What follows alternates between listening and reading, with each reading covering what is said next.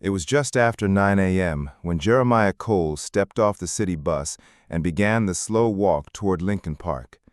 The sun hadn't fully burned off the morning fog, and a soft hush blanketed the neighborhood. His boots thudded against the pavement with the heavy rhythm of time, and his left knee locked every fifth step, a leftover injury from a place most folks now only read about in textbooks. He walked with a cane, not because he liked it, but because he had earned it. He wore his usual outfit, worn jeans, a tucked-in shirt with creased sleeves, and a brown veteran's cap with faded embroidery. 2 small service pins glinted on his chest, a combat infantryman badge and a silver star. Most people didn't notice them. He didn't wear them for that. Today was the monthly veterans gathering in the park, a few old friends playing chess, swapping war stories, and passing around photos of grandkids. Jeremiah lived for it. Not for the nostalgia, but for the peace. The shared silence among men who had seen things, survived things, and never needed to explain themselves. He was just 1 block from the park when the patrol car pulled up alongside him. The engine didn't purr, it growled. Jeremiah slowed, already feeling it in his bones. The passenger window rolled down. A white cop, maybe late 20s, buzz cut, leaned out. "Hey, you got a reason to be walking around back here?" Jeremiah paused and turned his head, not quite stopping. "Just heading to the park, officer." The cop's brow furrowed, like that answer wasn't good enough. "Park doesn't open until 10. You live around here?" Jeremiah gestured vaguely behind him. "Been in this neighborhood longer than you've been out of diapers, son." The cop didn't like that. He opened the door and stepped out. Jeremiah let out a sigh he didn't want this man to hear. "I asked you a question, old man. Do you live here, or are you just wandering around looking for trouble?" Jeremiah leaned on his cane. "You got a badge and a gun, son. That's power. Use it with sense." The cop's eyes narrowed. "ID, now." Jeremiah didn't move. "I'm asking you nicely," the cop said, but his voice was anything but. Jeremiah pulled out his wallet slowly. No sudden moves. He'd given too many lectures to his grandsons to forget what to do. He handed the ID over. The cop snatched it. "Jeremiah Cole," he read aloud. 80 years old, no outstanding warrants, but that doesn't mean you're not causing problems." Jeremiah met his gaze calmly. "You see a problem?" The cop suddenly shoved him, not hard enough to knock him down, but enough to send a message. "I see a smart mouth. That's enough to warrant a search." Jeremiah's eyes didn't flinch, but his jaw tightened. "You sure you want to do that?" "Oh, what, you gonna swing that cane at me?" the cop barked, puffing up. "You threatening a police officer?" Jeremiah said nothing. The cop stepped closer, chest nearly touching his. "You think that stupid little hat gives you respect? You look like just another—" He didn't finish. A voice shouted from across the street. "Hey, what the hell do you think you're doing?" A jogger in a jogger's outfit sprinted across the crosswalk, white, mid-40s, phone in hand, camera recording. "This man a threat to you? Because it sure looks like you're harassing a senior citizen." "Mind your business," the cop barked. "You made it my business the second you laid hands on him." The officer looked around. Other people had stopped. One woman across the street had her phone out too. The cop turned back to Jeremiah, clearly furious, but calculating. "I'll let you off with a warning," he muttered, tossing the ID back. Jeremiah caught it midair with steady fingers. "How generous." The cop turned and stormed back to the cruiser. He revved the engine and peeled off. The jogger came over, still filming. "Are you okay, sir?" Jeremiah nodded. "I've been through worse, but I appreciate you stepping in." The man lowered his phone. That was disgusting. Jeremiah looked him in the eye. "It's not new." He walked the rest of the way to the park, knees aching, pride intact. The usual group was already there. Big Roy, Slim Nate, and Tony Two-Time. And of course, old Miss Darla with her folding chair and Bible verses. "You all right, Jerry?" Roy asked, noticing his slower walk. Yeah, Jeremiah said. Had a reminder of the past on the way over. Nate snorted. Man, you are the past. Jeremiah chuckled. Guess the future didn't learn from us. He didn't mention the officer. Not then. But he started writing a letter that night. Not to the precinct, not to the mayor, to his granddaughter. Sergeant First Class Michelle Cole, United States Army Military Police, stationed stateside for the month. She'd always said if Grandpa ever got hassled again, she wanted to know. She read that letter 3 times before calling her old commanding officer, now working in internal investigations.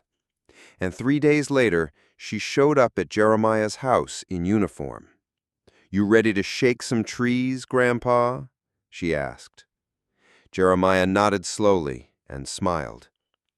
"You bring the truth, I'll bring the receipts." The hearing room at the city's Civilian Oversight Board wasn't built for drama.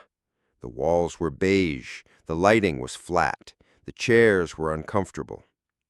But when Jeremiah Cole entered with his granddaughter beside him in full dress uniform, heads turned. Michelle's ribbons shimmered under the fluorescent lights. Her boots were spit-shine to perfection.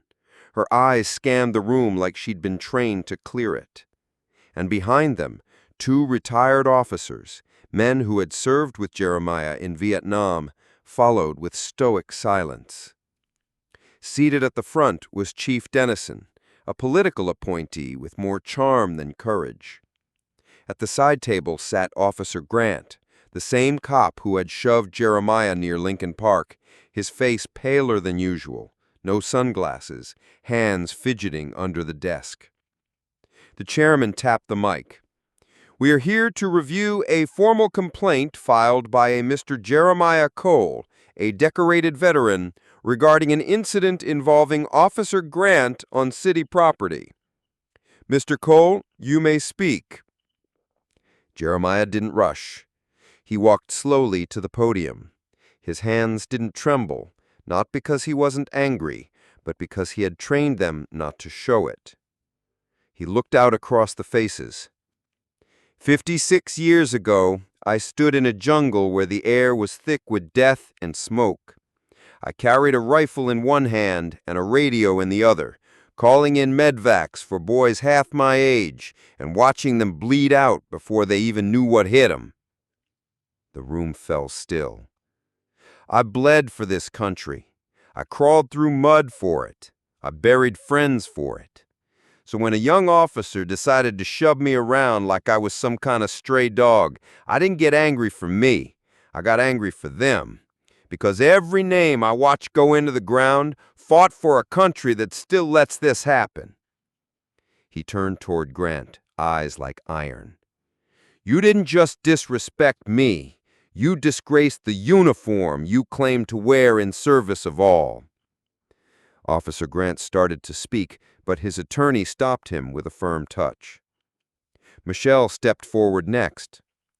I served 15 years active duty, military police. I've restrained armed suspects twice my size with less aggression than what I saw on that video. Gasps moved through the room. Screens lit up as the video played. The jogger had submitted the footage. The audio was crisp, the words cut clear. The shove, the tone, the threat, none of it could be softened. Not now. Not with Michelle standing next to the man who had endured it with dignity. And I'll say this too.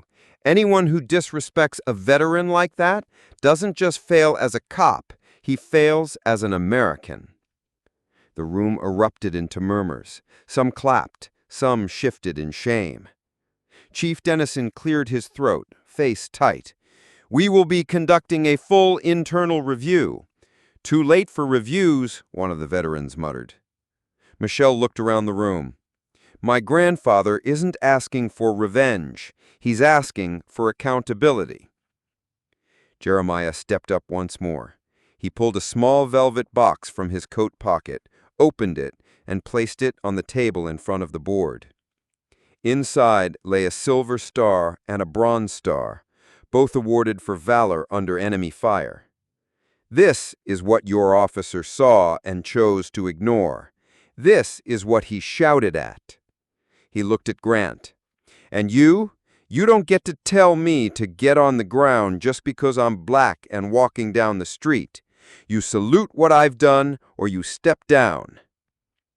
There was no vote because the outcome was already clear. Officer Grant was suspended immediately pending termination, and 2 other officers, who had been reported for similar behavior and past complaints, were quietly removed from field duty. The video hit local news the next morning, but it didn't stop there. By noon, national outlets picked it up. Headlines read, "Veteran shoved by cop gets last word and justice." Silver Star recipient confronts racist officer in viral hearing. Reporters called. Jeremiah ignored them. The mayor called. He didn't return it. But the next time Jeremiah walked into Lincoln Park, something had changed. Strangers nodded to him. People stopped to shake his hand. And as he reached the bench where Roy and Nate were playing chess, a young black officer on foot patrol passed by. He paused, stepped back, and stood at attention.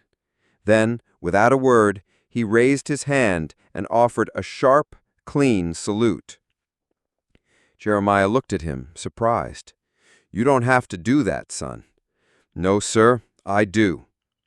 And Jeremiah returned it, slow, proud, steady.